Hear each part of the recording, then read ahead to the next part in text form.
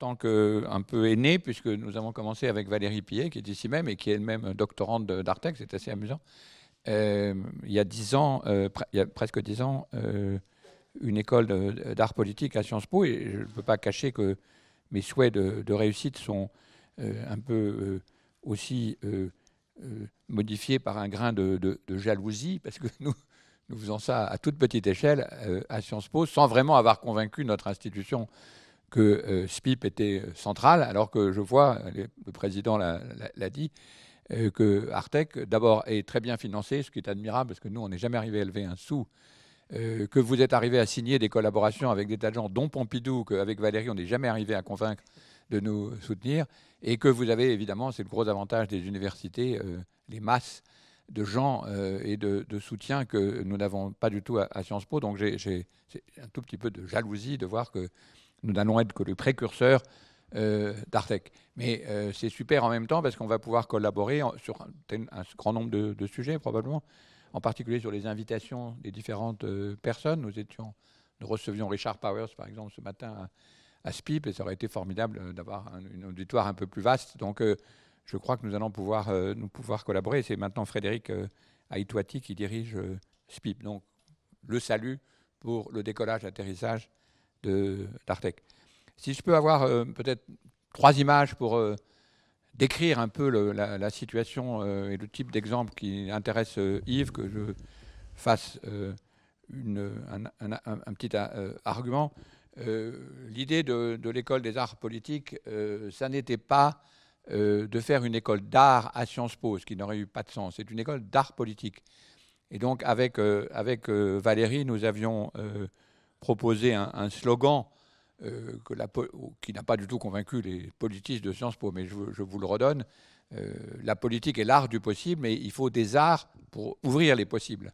Donc, c'était l'idée d'introduire, non pas tellement la création, pour une raison que je dirai tout à l'heure, mais des formats, dont la danse, dont toutes les arts qui vous intéressent, pour essayer d'écarter, disons, de sortir des cadres extraordinairement étroits des sciences politiques au sens large, des sciences humaines, dans leur définition du monde commun. Donc le travail que nous avions, le label que nous avions utilisé lorsque, à Pompidou, il y a 10 ans maintenant, nous avons lancé SPIP, c'était ce terme de compositionnisme. Et je trouve que cette première image permet de signaler, au fond, pour répondre à la question d'Yves, la situation qui m'a intéressé dès le début. J'étais au Palazzo T à Mantoue il y a quelques jours, et j'ai été totalement stupéfait de cette salle. Le Palazzo T a été inventé par les Gonzague. On a un projet d'histoire de l'art qui intéresse beaucoup évidemment les historiens de l'art, qui est une espèce de projet de décoration de tous les symboles de l'époque, de toutes les associations que, dans la logique de Philippe Descola en anthropologie, on dirait analogistes. Et puis, dans cette salle, arrivent des chevaux qui sont des chevaux favorisés, des chevaux favoris des Gonzague. Et si on a l'image suivante, vous allez en voir encore un, ça n'est pas n'importe quel cheval, c'est un cheval, pour reprendre encore la terminologie de Descola, complètement naturaliste. C'est-à-dire c'est un cheval absolument spécifique, c'est ce cheval, il s'appelle Fortuno, il a gagné des concours, il est aimé des Gonzague, et on a exigé des peintres qui avaient construit et qui ont peint magnifiquement tout cet ensemble d'éléments symboliques complètement lisibles par n'importe quel lettré de l'époque. Soudain arrive ce cheval, ces chevaux et ce cheval en particulier, complètement naturaliste au sens de Descola, c'est-à-dire spécifique, on suit sa particularité, et il est hors cadre, ce qui est quand même fantastique. C'est-à-dire, évidemment, c'est un cheval très étrange, parce qu'il est à 3 mètres de haut, complètement spécifique, il est hors cadre. Alors qu'au-dessus, on a une de ces énièmes histoires d'Hercule terrassant un taureau. Donc on a les chevaux et au-dessus, on a l'histoire d'Hercule. Les histoires d'Hercule sont complètement dans le cadre, et le taureau est un taureau symbolique, un taureau analogique, qui est là pour signaler une partie de l'analogie avec autre chose, qui est l'histoire du prince, etc. Mais le cheval, lui, il échappe complètement à ce cadre. Et il est hors cadre, mais en même temps suspendu en l'air comme s'il devait à un moment ou à un autre rentrer dans le cadre. Mais ce cadre, on le sait, si on suit l'interprétation de l'histoire de l'anthropologie des sciences, ça va s'appeler le naturalisme, ça va être la zoologie, ça va être un muséum d'histoire naturelle. Et si vous avez un cheval, ça va, vous pouvez le mettre hors cadre, mais si vous en avez 100, il faut faire un musée d'histoire naturelle et plus du tout le Palazzo T. Or, la situation où nous nous trouvons aujourd'hui, c'est cette situation qu'on appelle compositionniste, c'est que tous les êtres avec lesquels nous étions dans le XXe siècle en train de composer notre monde sont hors cadre aussi. On ne sait pas quoi faire. Si vous avez maintenant des OGM, le climat, etc., vous ne pouvez pas les mettre à l'intérieur du cadre naturaliste en disant c'est des objets de la nature et nous, les artistes ou les littéraires, nous nous occupons des autres parties, c'est-à-dire les parties symboliques ou les parties métaphoriques. Donc, ce qui m'a beaucoup frappé dans ce moment, et c'est intéressant, c'est 1535, on est exactement au moment de la transition naturalisme vers le naturalisme, c'est que les artistes, les intellectuels, et Mantoue, c'est le sommet, disons, de la collaboration, c'est Artec à grande échelle, Mantoue, à cette époque. C'est des artistes, des intellectuels, des religieux, des spirituels, toute une extraordinaire effervescence. C'est Mantegna, enfin, c'est une extraordinaire profusion de liens. Et arrive cette crise, disons, qui va devenir la crise naturaliste, qui est la crise, évidemment, à l'époque, c'est la crise du Nouveau Monde, et qui oblige à faire sortir du cadre toute une série d'éléments. Et ce qui est très intéressant dans la période actuelle, c'est pour ça que je crois que tu as raison dans la fin de ce que tu as dit, c'est oui, on est dans une crise, et la tragédie s'accroît chaque jour, mais on est aussi dans l'effet que la découverte d'un nouveau monde fait à tous les arts, et à toutes les idées, et à toutes les sciences. Donc on est aussi dans la situation, disons, on voit là le début du naturalisme, et nous, on est à la fin du naturalisme. Et c'est ça qui rend excitant. Je crois que c'est ça qui explique toute la prolifération dans le monde entier de formats d'enseignement d'écoles comme la vôtre et comme la nôtre. C'est-à-dire, brusquement, tout le monde se dit, mais s'il faut réinventer l'ensemble des conditions de représentation de tout ce qui est devenu hors cadre, il va falloir de nouveau faire une collaboration qui était une collaboration inimaginable au XXe siècle. On n'aurait pas imaginé de faire à la fois dans une école d'histoire de l'art, à la fois des sciences naturelles, de la politique, des sciences sociales, etc. On aurait pu le faire, mais ça aurait été de l'interdisciplinarité. Alors que là, c'est devenu une question existentielle que de savoir comment...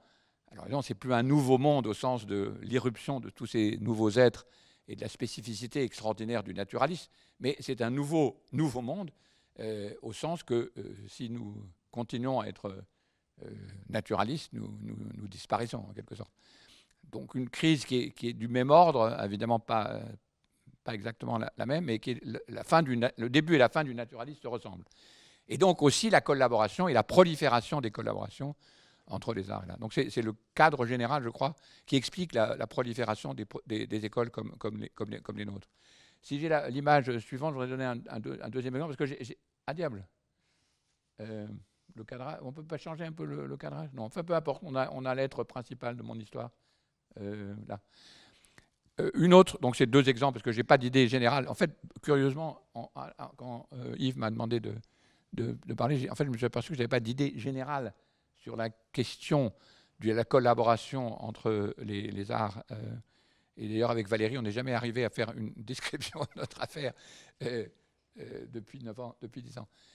Mais j'ai des exemples, donc je voudrais vous en donner deux. L'un, c'est, Yves me l'a demandé, en quoi est-ce que le théâtre permet de faire des choses qu'on ne peut pas faire autrement.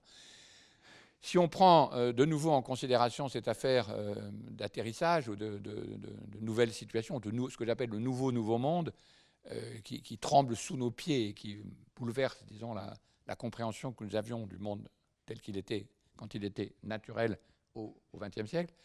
Un des éléments, un des caractéristiques de cette nouvelle situation, c'est le fait que le cadre qui était le nôtre, donc par exemple le climat, mais aussi le sol, la biodiversité, les arbres, etc., ne sont plus justement le décor sur lequel nous avons une scène qui est le système habituel, hein, disons, du théâtre, mais l'acteur principal, le décor, disons, devient un des éléments de réaction de l'intrigue.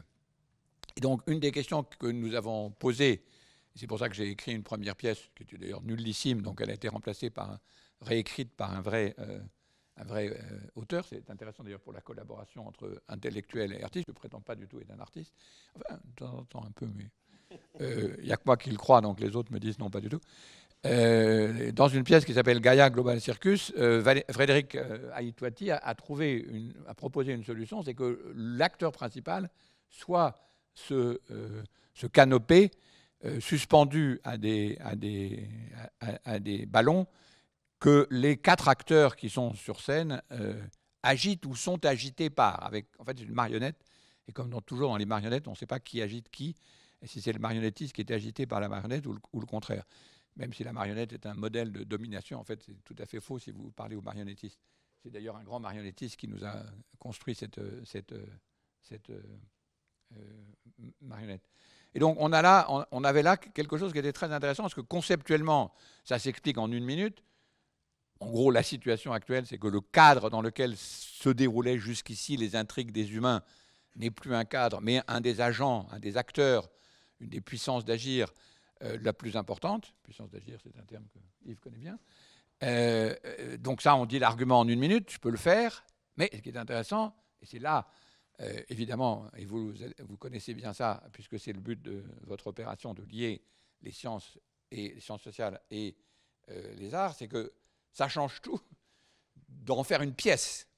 Parce qu'évidemment, il ne s'agit pas simplement d'agiter le canopé pour que ça fonctionne. Il faut construire précisément, et c'est ça qui est très intéressant dans la collaboration avec les arts, encore une fois, pas création, mais collaboration de formes pour rendre et explorer un monde nouveau, un nouveau monde, c'est qu'il y a beaucoup plus d'exigences intellectuelles dans l'obligation de faire une pièce dont le personnage principal soit une canopée mobile, que de simplement faire ce que je sais faire, plutôt bien souvent, mais très facile finalement, qui est d'écrire un article sur le fait que le décor est devenu le personnage principal de la pièce. Donc ce qui m'intéresse dans la collaboration avec les arts, encore une fois, pas de devenir un artiste, mais d'offrir ou d'exiger, plus exactement, des artistes qu'ils brisent leur autonomie et leur désir d'expression et de création, qu'ils les brisent à l'occasion du rock, si j'ose dire, d'une idée avec laquelle on leur tape dessus. C'est pas du tout une collaboration entre les artistes. Vous avez des compétences, ce que vous faites avec, pas forcément intéressant. Mais si on vous tape dessus avec un concept, qu'est-ce que vous faites? Et c'est donc cette espèce de force de casser l'autonomie des artistes qui nous intéresse dans l'affaire de Spib. Donc il ne s'agit pas du tout de faire une école d'art, et on s'obstine pendant 1 an, Valérie le sait bien, à casser cette idée. Ah oui, mais donc si je suis à Spib, je vais exprimer, je vais développer, mais non, pas du tout. Il ne s'agit pas de développer vos compétences, ni d'exprimer votre autonomie. Il s'agit d'accepter que cette compétence soit mise au service d'un concept qui lui-même, évidemment, craque dans l'opération de transformation. Parce que l'exigence d'une pièce est infiniment plus forte que l'exigence de simplement dire, dans un genre particulier qui est celui de la philosophie, comment ça se passe. Et c'est toujours l'idée qui m'intéresse dans la collaboration, avec des danseurs, réenactment, etc., c'est la philosophie, le texte philosophique ou le texte de sciences sociales est un médium, comme la danse, comme le cinéma, comme le théâtre. Et donc, ce n'est pas le langage philosophique qui est métalangage des autres médiums, c'est le choc des médiums, des médias, je ne sais pas comment on peut dire, le choc des médias. Tu as beaucoup travaillé ces questions, donc j'ai l'impression de parler, de dire des évidences devant toi, qui va permettre de faire émerger les compétences dont nous avons besoin pour ces 3 formes d'esthétique qui sont au cœur du travail que nous faisons et qui ressemblent à Artek, en fait, tu l'as dit. L'esthétique au sens de devenir sensible à, et ça c'est pour moi essentiellement les sciences. Et les sciences nous permettent de devenir sensibles à, par les instruments, par toute une série de choses. Esthétique au sens politique, c'est de devenir sensible, cette fois-ci, aux voix, ou plutôt aux non-voix qui souffrent et qui s'expriment. Et esthétique au sens beaucoup plus classique, celle de l'INHA, disons, des formes qui sont celles qui renouvellent l'ensemble de la sensibilité d'une époque. Mais ces trois esthétiques, elles ne fonctionnent que si elles sont chacune brisées, en quelque sorte. Si elles s'isolent ou si elles s'autonomisent, elles ne fonctionnent plus. Dernier exemple, et j'arrêterai, j'ai répondu beaucoup trop longtemps à la question de Yves. Si je peux avoir la dernière photo. Là, c'est quelque chose qui est tout à fait différent et je crois qui est complètement typique de la situation actuelle, qui m'intéresse beaucoup, qui est moins développée à SPI, parce que malheureusement, on a de gens des sciences exactes, qui est la collaboration que j'ai introduite depuis maintenant 5 ou 6 ans avec des géologues et des géochimistes. Le géochimiste qui a parlé tout à l'heure, Yuval, d'ailleurs, c'est une chose amusante, un géomorphologue de grand renom. Yannick Hunel qui a parlé tout à l'heure au nom de l'ANR.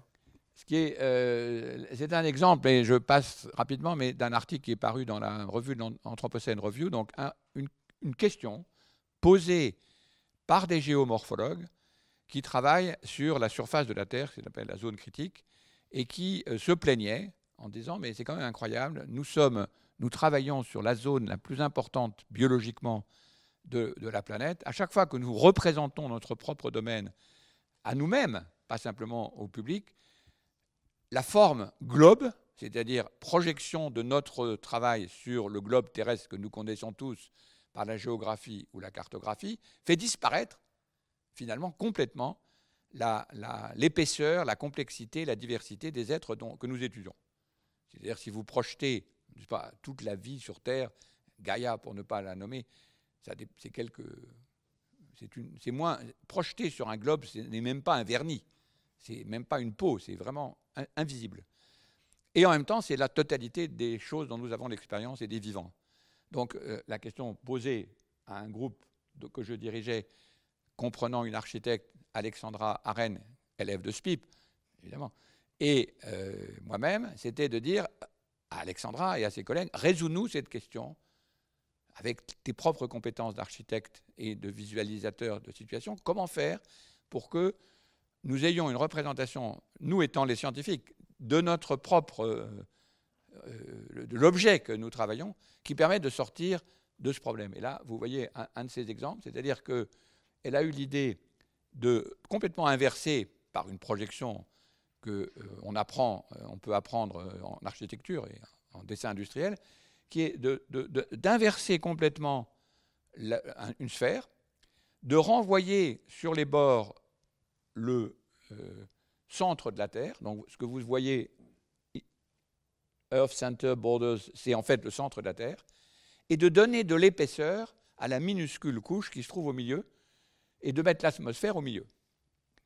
Donc ça demande un tout petit peu de temps pour s'habituer, ça passionne évidemment les géomorphologues, donc on a plein de discussions avec les géochimistes en ce moment, est-ce que ça nous représente bien ou pas bien, mais ce que vous voyez donc, ce que vous voyez là, c'est que le sol, au lieu d'être infiniment petit sur une projection de globe, se trouve avoir maintenant une épaisseur. Et là, vous avez au contraire tout le reste de la Terre qui se trouve en quelque sorte renvoyé à la superficie. Ce qui amuse beaucoup, enfin ça réjouit beaucoup nos amis géomorphologues parce qu'on les accuse à l'IPGP, qui fait partie de notre commu à nous, d'être superficiels. Les gens sérieux, c'est ceux comme Allègre, c'est-à-dire les gens qui travaillent sur la terre profonde. Et donc les gens qui travaillent sur le sol, sur les eaux, sur le climat, c'est effectivement pour un Allègre, c'est d'ailleurs une des raisons de son climato-scepticisme, c'est rien. C'est des poussières, c'est du vent, au sens propre, c'est du vent. Par opposition à la solide, le granit, le fer, le centre de la Terre, les plaques tectoniques, etc. Et maintenant, donc, nos amis géochimistes se promènent avec ces schémas à l'IPGP à Paris en disant c'est plutôt vous qui êtes superficiel parce que vous êtes sur les bords, en tout cas vous êtes marginaux, mais nous, voilà, on a enfin une représentation. Donc ça, c'est juste un exemple, mais d'abord, c'est un article. C'était sympa d'être accepté dans une revue scientifique sur cette affaire. Collaboration, premier auteur, Alexandra Arène, architecte. Deuxième auteur, Bruno Latour, philosophe, agitateur d'idées. Troisièmement, Jérôme Gaillardet, géochimiste. Donc c'est ce genre de collaboration qui m'intéresse beaucoup. Et je trouve que c'est là où il y a quelque chose. Vous avez science dans votre affaire, Artec ? technologie. Enfin, c'est un peu beaucoup de liens.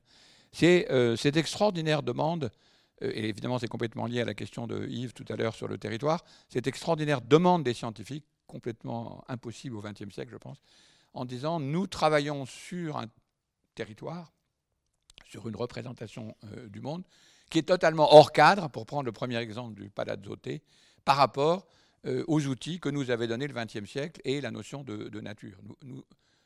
Les êtres sur lesquels travaillent ces géochimistes n'ont pas de visualisation, de représentation, dans tous les sens du terme, qui leur permettent, à eux scientifiques, il ne s'agit pas du tout de vulgarisation, même s'il y a des conséquences pour la vulgarisation, qui ne leur permettent pas, comme on ne pouvait pas mettre, Romano ne pouvait pas mettre le cheval à l'intérieur du cadre dans le Palazzo T, les scientifiques actuels ne peuvent pas mettre les êtres sur lesquels ils travaillent à l'intérieur du cadre naturaliste. Donc je boucle sur la première image avec cette situation. Et c'est ça qui, je pense, ouvre un magnifique terrain de travail dans quelque chose qui ressemble au fond, même si c'est excessif, mais je crois que le terme commence à circuler, à une renaissance en fait, quelque chose qui est de l'ordre de la Renaissance. La Renaissance n'était pas un moment sympathique non plus du point de vue des mœurs ou du point de vue des guerres, mais c'était ce moment où le Nouveau Monde perturbe le cadre analogiste. Et en un sens, c'est cet énorme, puissant mouvement associé à ce qu'on appelle la crise écologique, mais qui est beaucoup plus que la crise écologique, qui est la découverte d'un nouveau monde, nouveau monde, qui oblige de refaire tous ces cadres. Je ne sais pas si j'ai répondu du tout à ta question, mais je voulais donner des illustrations parce que très bien. On parle abstraitement. Et peut-être des illustrations, là je vais faire référence brièvement au travail que tu as fait sur les différents modes d'existence. Dans ces différents modes d'existence que tu déploies, donc tu nous invites à un pluralisme, à reconnaître qu'il faut identifier différents modes d'existence qui comptent pour nous, qui structurent nos expériences, et que, en particulier, l'hégémonie actuelle de ce qu'on appelle l'économie a tendance à écraser et à rendre inaudible ou sans pouvoir compter toute une série de ces modes d'existence. Tu en isoles deux qui, moi, m'intéressent beaucoup. Celui des attachements, que nous sommes attachés à la terre, nous sommes attachés les uns aux autres, nos intérêts, nos passions, c'est ce qui nous attache, dont on pourrait se dire a priori que ça restreint nos libertés, mais en même temps c'est ce qui constitue notre puissance d'agir collective, comme tu en parlais tout à l'heure. Et il y a un autre mode d'existence que tu évoques aussi un petit peu pour déconstruire la primauté de l'économie, c'est organisation, et donc là, toi, tu as l'expérience de SPIP. Nous commençons dans Artec. Nous devons en quelque sorte organiser, faire des scripts. Ce qu'on fait depuis quelques mois, c'est essayer de faire des projets, des scripts sur comment organiser des corps, des financements pour que Artec puisse produire certains effets. Comment penser ces modes d'organisation d'une école entre art, sciences, technologie, sciences humaines, et faire que ça puisse rendre justice à nos attachements qui justement dépassent les cadres habituels de ce que c'est qu'une discipline scientifique, dépassent même, tu nous l'as bien fait comprendre, ce que sont les objets de connaissance.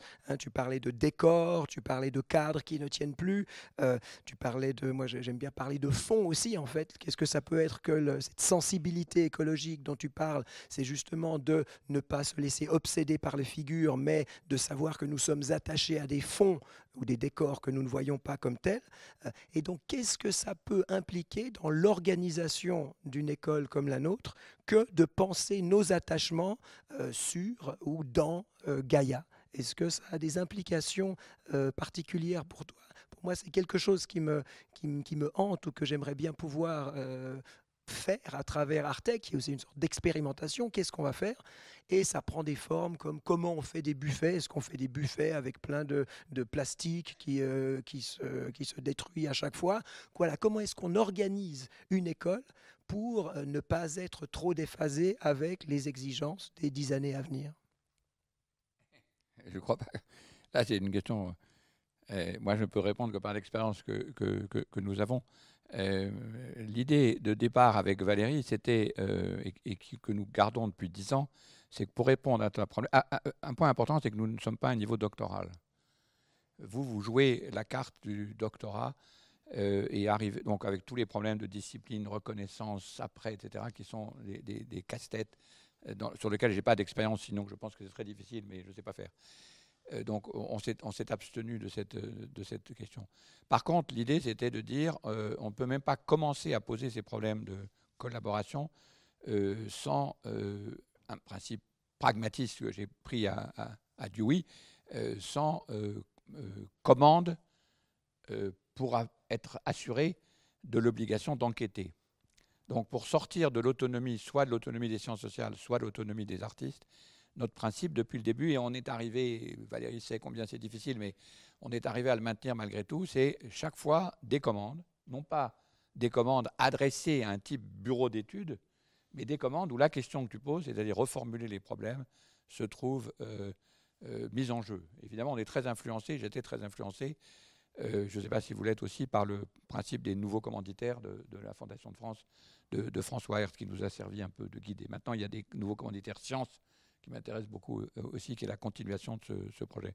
Donc ça, si on cherche des moyens pratiques, pour moi, ça a été l'expérience la plus importante pour éviter la pédagogie ou de nouveau l'autonomisation, c'est-à-dire faire, pour des raisons, disons, de pédagogie, des événements en salle, en quelque sorte. La commande, c'est veut dire des gens qui disent... alors la commande, pour l'art politique, c'est assez spécial. Ce sont des gens d'institutions tout à fait diverses qui ont épuisé la définition usuelle de ce que c'est que la politique. Donc ils ont tout essayé, ils arrivent découragés et ils cherchent des nouvelles formes. Donc c'est dans ça qu'il y a un lien avec la procédure des nouveaux commanditaires. L'autre, mais il y a plein d'expériences maintenant, et vous les connaissez probablement, mais si je prends l'exemple qui m'a beaucoup intéressé d'école expérimentale de l'université fluctuante ou libre à Berlin en ce moment, l'idée c'est de faire une école où chaque élément, je pense à cause du buffet, chaque élément de ce qui constitue un élément du contexte devient un projet de design. Donc il y a une artiste qui design la façon dont on va boire et avoir des verres, une autre qui construit quelque chose qui est de l'ordre, qu'est-ce que c'est que faire la vaisselle, un autre qui est, etc., etc. Et on a une expérimentation, c'est très intéressant comme expérimentation parce que je ne pense pas que ça peut durer, c'est dans un endroit particulièrement sinistre, dans un trou d'eau flottant, oui c'est l'université flottante, au milieu près de Tegel, en plein Berlin, mais je trouve qu'il y a là une expérience très intéressante et les types qui font ça sont très astucieux. Multiplication puisqu'il va falloir refaire toutes les conditions d'existence. Donc, c'est là où le mot design, je trouve parfois préférable à création, parce que création reste associée à l'idée d'autonomie des artistes qui s'expriment. Design a plein d'autres inconvénients, mais en même temps, c'est de ça dont il s'agit. Il y a des gens qui ont des problèmes de design, qui s'adressent à des gens qui sont... Alors évidemment, ça peut devenir bureau d'études, hein, c'est aussi... c'est menacé, comme toute chose menacée d'un danger. Mais sur la question plus générale que tu posais, des modes d'existence, on ne va pas rentrer dans les modes d'existence, parce que c'est un peu obscur, mais l'ennemi commun à toutes ces écoles, c'est double-clic. Double-clic, pour moi, c'est précisément ce qui transforme toutes ces questions de forme en questions d'information à transmettre. Donc, le danger le danger au fond qui est toujours là, c'est de remplacer toutes ces créations de formes qui exigent que chaque élément soit, comme dans l'exemple que je donne de l'université liquide, l'université flottante, c'est brusquement cette espèce de je ne sais pas comment dire, double clic, c'est vraiment un ennemi mortel. C'est de transformer toutes les relations dans des relations de transfert d'informations. Alors là, j'hésite parce qu'il y a des spécialistes du design et des spécialistes du numérique. J'ai eu des idées sur le numérique quand j'ai créé le Media Lab parallèlement, toujours avec Valérie d'ailleurs, à Sciences Po, et je n'ai plus aucune idée sur le numérique après 10 ans. Donc je m'abstiendrai d'en parler. Mais ce qui m'intéresse, parce que je vois qu'il y a numérique dans votre affaire, mais pas dans votre sigle.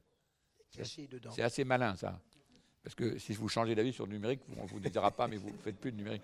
Dis pas ça à l'ANR. Ça, c'est une bonne idée. Mais il y a évidemment quand même, je vais quand même parler du numérique, il y a quand même quelque chose qui est tout à fait intéressant. Si on arrive à détourner le numérique, non pas transfert d'informations, mais multiplication d'occasions de faire des formes. Et là, information devient transformation et c'est beaucoup plus intéressant et beaucoup plus riche. Mais nous avons ici des tas de gens qui travaillent sur ces questions. Donc, et c'est là l'avantage de votre affaire, c'est que vous avez beaucoup plus d'institutions que vous pouvez mobiliser. Si j'ai bien compris, vous avez à la fois les clowns, Pompidou, Branly, enfin je veux dire, ça c'est formidable de pouvoir compter sur autant de ressources. À Sciences Po, on n'a même pas une galerie d'art, donc beaucoup de choses qu'on ne peut pas faire. Je crois que c'est la première fois que Sciences Po est jaloux de l'université, mais tant mieux, le monde change, on est dans un monde en mutation, véritablement. Si on revient à l'expérience de ce que ce livre a lancé comme forme de collaboration, de recherche, comme forme d'enquête collective, alors par un passage par le numérique aussi, mais c'est peut-être pas ça, je ne sais pas si tu veux commenter ça ou si tu veux commenter simplement le projet, cette forme-là que l'enquête a prise, avec le recul, qu'est-ce que tu en tires comme enseignement? En quoi est-ce que les enquêtes collectives sont possibles, difficiles, favorisées par le numérique, illusoirement favorisées par le numérique? En quoi ce sont des rencontres? Parce que tu as organisé aussi beaucoup de rencontres. Tu voyageais sur toute la planète, tu faisais des séminaires à droite et à gauche, plein de gens venaient à Paris. Quelle articulation on peut trouver entre ces corps qui sont proches? Tout à l'heure, on a vu un corps qui faisait quelque chose justement de l'opposé de ce qu'on imagine être les réseaux numériques, l'information, le double-clic, etc. Je crois que c'est un beau cas de non-double-clic qu'on a vu. Qu'est-ce qu'on peut garder de plus important dans ce type de rencontres-là, des médiations humaines qui passent par des corps qui sont proches les uns des autres? Et qu'est-ce que le numérique permet qu'on n'aurait pas pu faire sans ça, à partir de ton expérience sur M? Je suis un peu embarrassé parce que on a dépensé beaucoup d'argent de l'ERC, donc c'est la première réponse. Je ne suis pas sûr. Au fond, pour moi, l'expérience d'EM a été... donc enquête sur le mode d'existence a été essentiellement la possibilité d'avoir beaucoup d'argent pour faire beaucoup de face-à-face. Tu en as fait quelques-uns. Et médier ces face-à-face par une conservation des archives, etc. Mais la partie numérique proprement dite, je ne suis pas sûr qu'elle est profondément modifiée.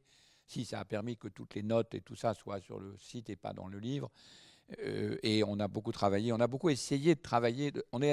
Je dirais, enfin, je ne sais pas ce qu'en diraient mes camarades avec qui j'ai fait on est arrivé à créer un collectif d'exploration de en quoi le numérique modifie fondamentalement l'édition. Mais la conséquence, c'est que ça permet de faire un travail formidable de face à face.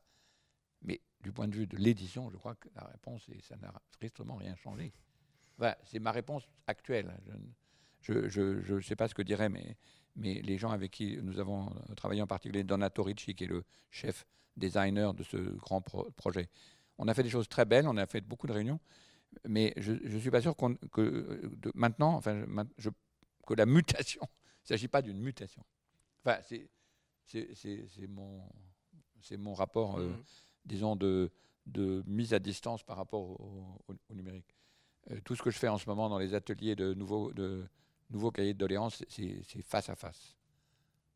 Il y a une petite médiation numérique, mais j'ai dit que je ne parlerai pas du numérique, je crois que c'est mieux. Mais vous avez trouvé la bonne solution, c'est de ne même pas mettre numérique dans votre titre, et donc de pouvoir être embarrassé par cette question pour 10 ans. C'est une bonne solution. Je crois on avait prévu une longue discussion à la fin, et plutôt que je sois le seul à te poser des questions, en plus que j'ai pas de voix, je crois que ça serait bien peut-être de faire venir les deux artistes, non seulement Kitsu, mais aussi donc Kitsu Dubois, mais aussi Laura de Nercy. Je ne sais pas si elles sont là les deux, et si elles peuvent venir. Ah d'accord. Parce que l'idée, c'était aussi de vous avoir sur scène et d'échanger. Peut-être, je ne sais pas si Bruno, tu veux discuter avec ceux qu'on vient de voir, et ensuite de vous laisser profiter de la présence des deux artistes et de Bruno Latour pour poser des questions soit sur le travail de Bruno, soit sur ce qu'on peut faire ensemble avec Artec, et la situation peut-être historique dans laquelle on se trouve pour les 10 ans à venir. Donc juste pour dire que alors c'est Anne Cédès que je remercie qui a proposé de vous inviter, qui connaît très bien, qui admire votre travail, et je crois que son admiration est contagieuse.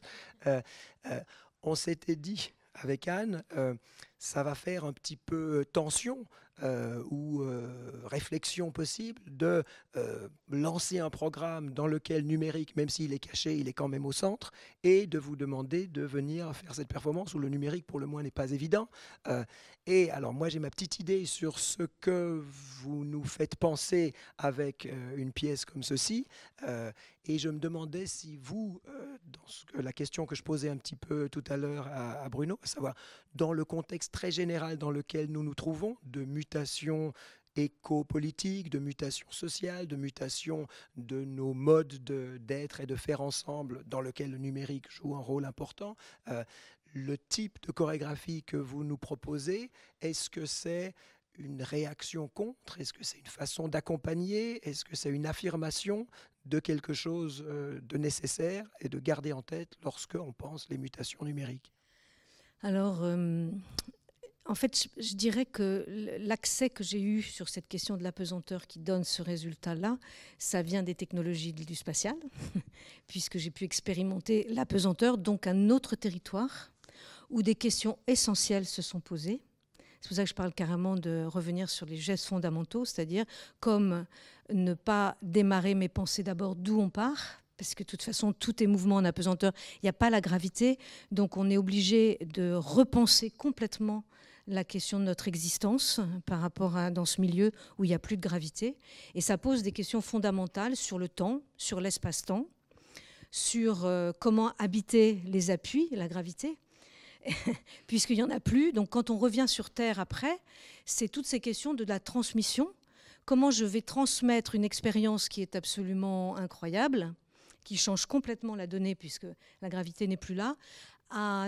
Donc c'est évidemment magnifique, mais comment je vais transmettre ça à un public qui, lui, est sur Terre et que, de toute façon, qui est totalement déterminé par la gravité. Par contre, la question du numérique fait qu'on est effectivement tout le temps dans un état un peu de suspension, je dirais, comme suspendu par les réseaux, c'est-à-dire toujours un peu absent et pas vraiment présent, et toujours dans une qualité d'attention, il y a trop de choses qui sont proposées, donc une attention qui ne se pose pas.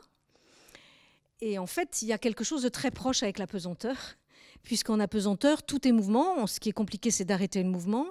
On n'a plus l'ancrage de base, donc on est une sorte de corps dilaté, complètement ouvert sur l'extérieur.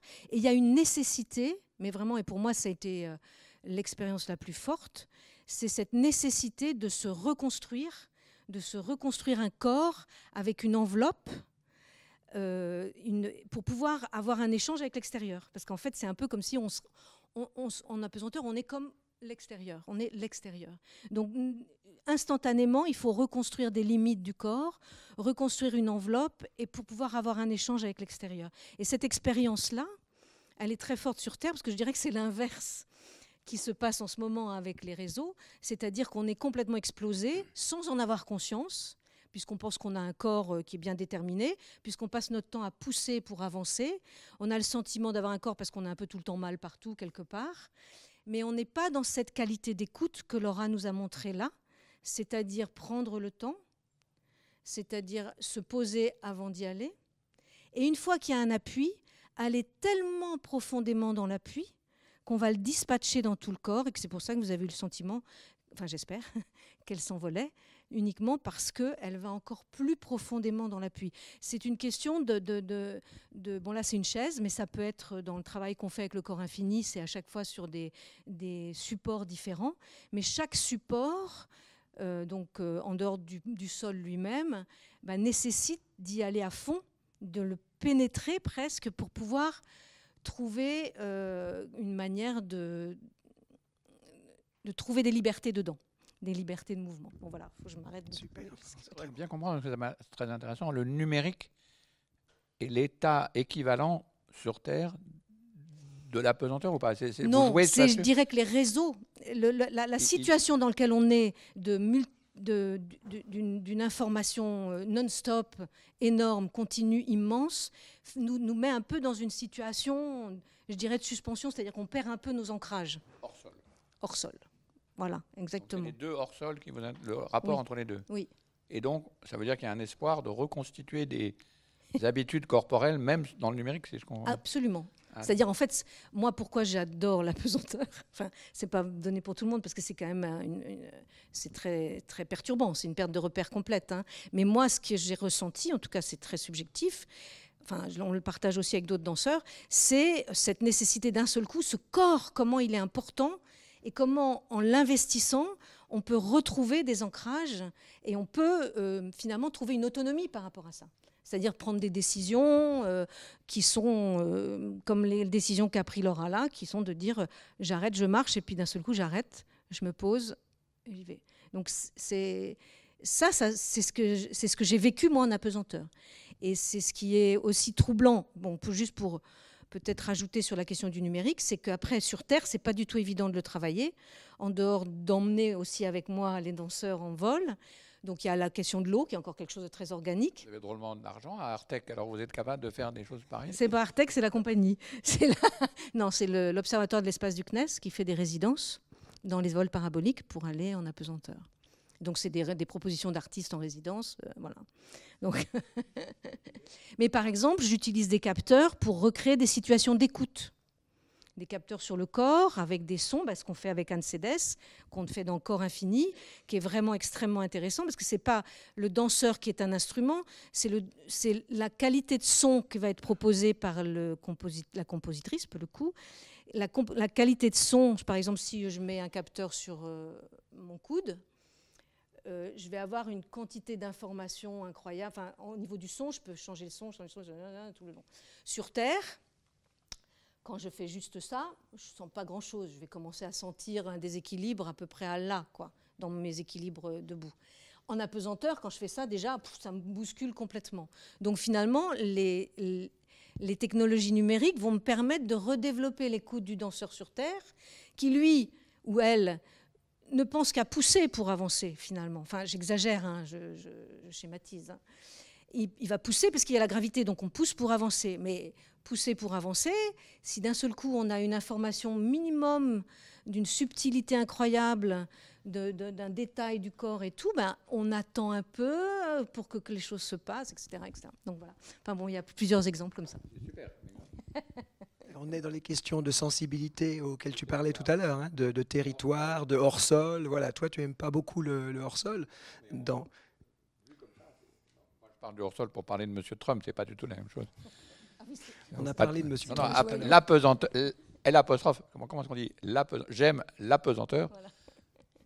On dit impesanteur pour ne pas se tromper entre les deux. Est-ce qu'il y a des questions de la salle? Sans ça, moi je continue. J'aime beaucoup l'idée. Non, excuse-moi.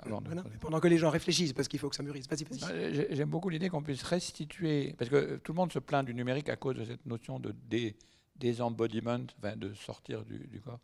Et on ne voit pas comment. Donc il y a tout un apprentissage. Et là, ça résoudrait mon problème peut-être que tu posais, qu'on n'a pas su faire dans notre projet. Donc on oppose face à face et numérique, alors que votre stratégie est bien meilleure. C'est de retrouver une nouvelle façon de ressentir son corps dans l'apesanteur particulière du numérique, en quelque sorte. Absolument. D'accord. Et on l'utilise aussi avec l'image, avec Louis Lumière, c'est-à-dire essayer de réfléchir qu'est-ce que l'image renvoie de son propre corps, de détails d'un corps à un endroit du mouvement. Enfin, on peut travailler beaucoup de médias, je dirais, à partir du moment où on veut essayer d'aller vers cette question de l'écoute, de l'attention, du temps que l'on prend pour sentir où l'on est. C'est encourageant sur le numérique. C'est bien. Moi, je suis contente de participer à cet optimisme.